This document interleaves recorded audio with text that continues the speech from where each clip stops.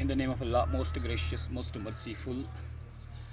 आज का जो विषय है क्लास 8 बुक है इंग्लिश, पेज नंबर 59 है। और जो विषय हमने लिया है वो है प्रेयर फॉर स्ट्रेंथ। तो ये जो ट्रांसलेटेड वर्जन है रविंद्रनाथ टैगोर जी का, जिन्हें नोबेल प्राइज़ लिटरेचर में से सम्माना गया है। और ये भी मैं बताता चलूँ आपको, जो रविंद्रनाथ टैगोर हैं उनके बारे में ऐसा कहना है कि वो 10th की परीक्षा में रिपीटेडली एंटर होते थे और इतिहास के विषय में वो क्वालिफाई नहीं कर पाते थे। यहाँ तक कि सुनने में आया है 10 एक बार वो क्या करते थे, लगातार एग्ज़ाम्स में लगे रहते थे, लेकिन उनका इतिहास का विषय क्लियर नहीं हुआ। और इतने में उनका इतना ब्रॉडर विजन और इतनी संवेदन क्या बोलते हैं उनको, अंडरस्टैंडिंग लेवल इतनी ऊपर की थी कि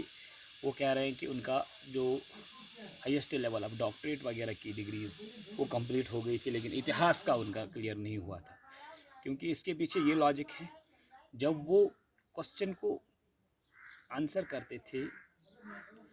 उनका टाइम आउट हो जाता था, लेकिन वो उनका जो पहला ही प्रश्न होता था उसको आंसर करते हुए उनका टाइम कंज्यूम हो जाता था और जो उनकी सेटिस्फैक्शन लेवल थी वो रह जाती थी। तो ये है, तो इस पोइम के ज़रिए एक मैसेज है मानवता, ह्यूमैनिटी के लिए कि अगर आप कहीं पे होपलेस हो जाते हो, ये जो आज का है, ये पिछले 2-3 साल अगर हम वादी की बात करें तो 4-5 साल से जो लगातार हो रहे हैं, तो एक साइकोलॉजिकल डिसऑर्डर पैदा होता है लर्नर्स में भी और पेरेंट्स में भी, कि जो गैप रह जाती है, जो आपके लेवल्स है कोर्स में, अगर आप प्रमोट किए गए हैं 6th 7th 8th, जो आपकी वो जो लेवल क्लियर नहीं हो पाई 6th में 7th में, अब आप 8th में आ रहे हैं और आप उन चीज़ों से वंचित रह जाते हैं। तो यहाँ पे मुझे लगा कि इससे बड़ी इंस्पिरेशन और मोटिवेशन जो जिनको गुरुजी भी बोलते हैं, रविंद्रनाथ टैगोर ने आपकी बुक पे बड़े छोटे से लाइनों में लेकिन दर्शाई है कि एक इंस्पिरेशन, एक होप क्रिएट की जाए, ताकि जिस नेगेटिविटी से हम फेस कर रहे हैं उसको पॉजिटिविटी में और कन्वर्ट करें, और हम फेथ और फेट पे ऐसे विश्वास करें कि someone is there who plans the best. So यहाँ पे एक सबमिशन है कि